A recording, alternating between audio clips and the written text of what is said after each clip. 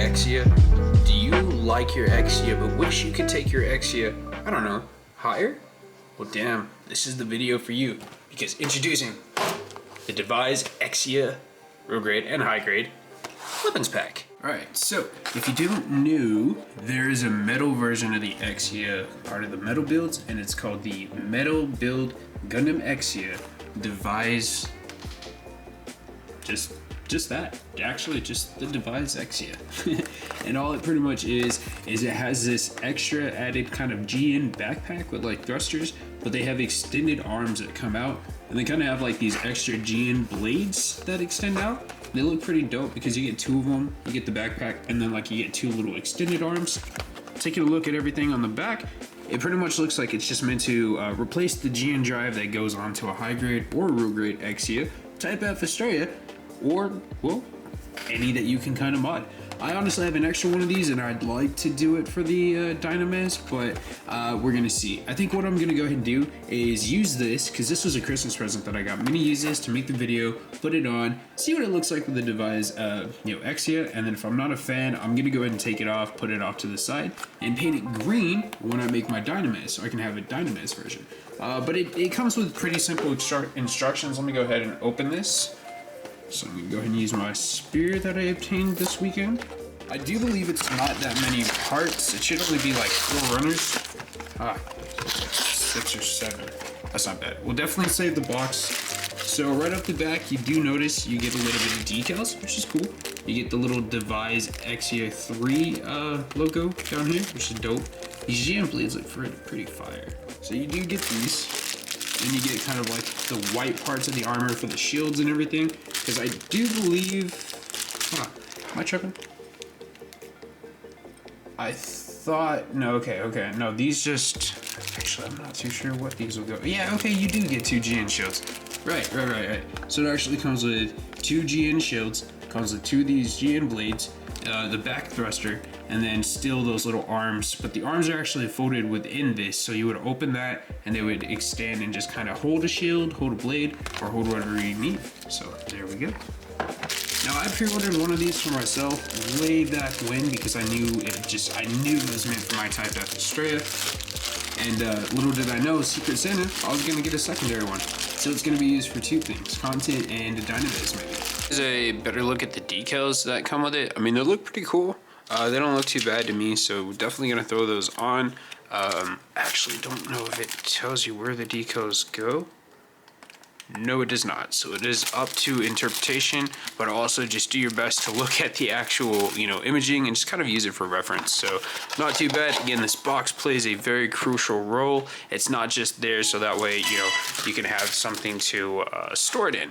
But yeah, that's our decals. We're gonna go ahead and set this up over here. Better look at the actual GN blades themselves. They look really clean. I like this version of green. It's a lot more darker, but maybe you guys can see why I feel like this is truly just meant to be for 𝕬𝕦s, Everybody else has all these awesome things. Virtue, 00 Risers, 7 Sword, Avalanche, Exia, Quant, they all have different, well, technically some of those are variations of some of the same Gundam, but still, there's just so many.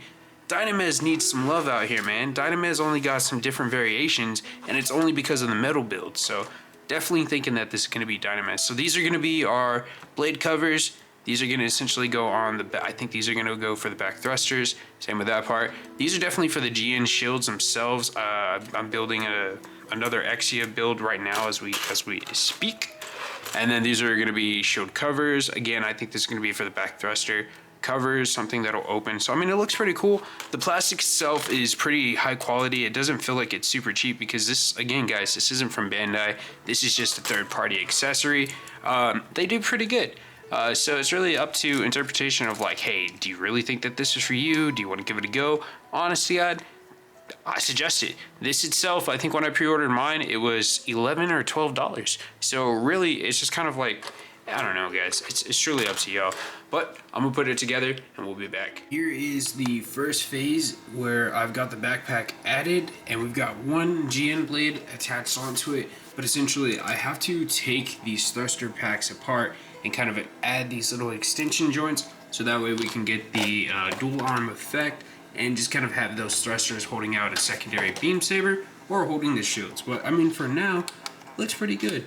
You know, it's not been really giving me too many issues. It was a bit of a pain in the ass to try to take the Exia backpack off, but I understand what happens. These little gray pieces that essentially hold in the GN drive. Now I only have two because I dropped one of mine, but these come out entirely. And essentially the backpack is gonna have two little grips and it's just gonna attach onto the back. I mean, it's pretty easy. You'll see what I'm talking about once you get there. But just so you know, you do actually get two extras. So you get an extra backpack. One is gonna be for the real grade and one's gonna be for the high grade. With the high grade, it's basically telling you, hey, you're gonna need to cut this. Here, let me see. With high grade, it's pretty much going to be cutting this off, and this off, and just letting the little 4 or 5 millimeter peg that is in the high grade extend out into this piece. So once again, this part, and this part would get cut off, and you would just be relying on this hole to the back of the Exia. But that's pretty cool. You get an extra backpack. I also think that I did pretty well on the blades themselves as far as just giving them some details. They look really badass, and I can't wait to put some decals on them. So, just kind of wanted to show this version of the Exia because essentially I'm fixing to have to take it apart, and I just kind of wanted to show you guys what it would look like, how it looks like in just this mode, and just kind of what to do from here.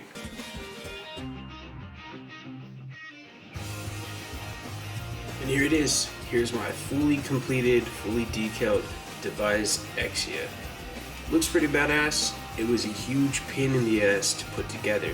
Something about the inner frame joints between this kind of thruster shield pack up here to what would hold the initial sword and the shields just doesn't really like to stay in place. So every now and then they just kind of be swiveling around, but I mean, it looks pretty badass. The kit itself looks really dope. You can do this any high grade or any real grade Exia, maybe even a Dynamaz or one of the other kits with a little bit of tweaking. Alright, I fixed my problem because of the base. It was kind of having like this uneven weight distribution problem, so it would occasionally lean back, and then when it falls back, one or two of the shields would fall off, and then the dagger. So what I went ahead and did was I busted out one of my handy dandy Chinese bases that I've gotten from many sites, and essentially I was going to go with one of the Daiso long stand bases, but I decided that this one would look a lot cleaner.